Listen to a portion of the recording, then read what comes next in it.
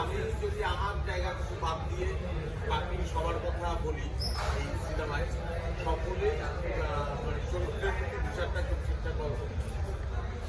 এবং যদি জীবনবাবুর কথা বলে, মানে ডিরেক্টরের কথা বলে, ডিরেক্টরের কথা তো আজকে শুধু এই সিনেমার ক্ষেত্রে না, এই সম্পর্কটা আরো আগে আমরা একসঙ্গে অনেক অনেক নাটকে অ্যাক্টিং করেছি, সেই গল্পগুলো সব অসাধারণ গল্প ছিল। একটা মানে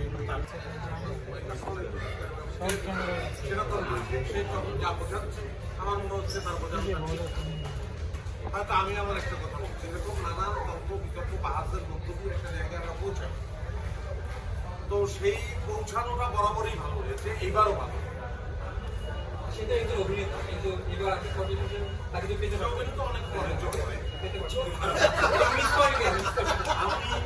আমি তাকে সত্যি সত্যি ওদের অ্যাকচুয়ালি সে অনেক আগে থেকেই সে অভিনয় করছে, সে খারাপ করছে না, ভালো অভিনয় করছে, আমি চাই না কি আমার প্রফেশনের মধ্যে শিখে আমি কখনো ডিরেকশন দিলে সে তাকে না চাওয়ার সম্পূর্ণ অধিকার আমি দিয়ে দিলাম।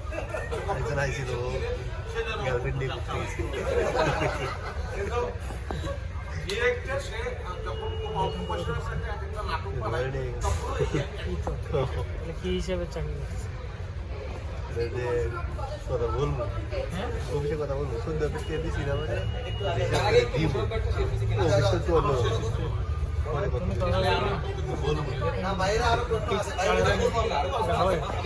ছোট করে আমরা পুরোপুরি সত্য না হলেও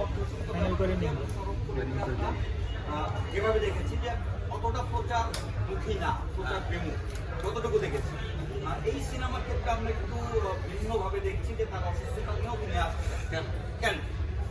কারণ হচ্ছে কি, আমি যখন প্রিমিয়ার সাথে আসলাম তখন আমার মানে আমি দেখে নিয়েছিলাম, প্রিমিয়ার সাথেই আমি দেখলাম, তো ডিরেক্টর আমাকে বললো যে আসলে লেখাপড়া আমার ভালো লাগে।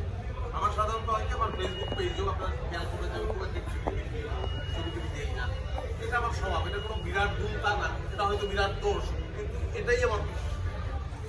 আমার এই সিনেমাটা আমার নিজে দেখে যখন আমার যে কোনো কাজ আমার নিজের যখন ভালো লাগে তখন আমার মনে হয় কি এখন আমার অধিকার আছে এটা নিয়ে বলা যে আমার ভালো লেগেছে, আপনারা দেখেন।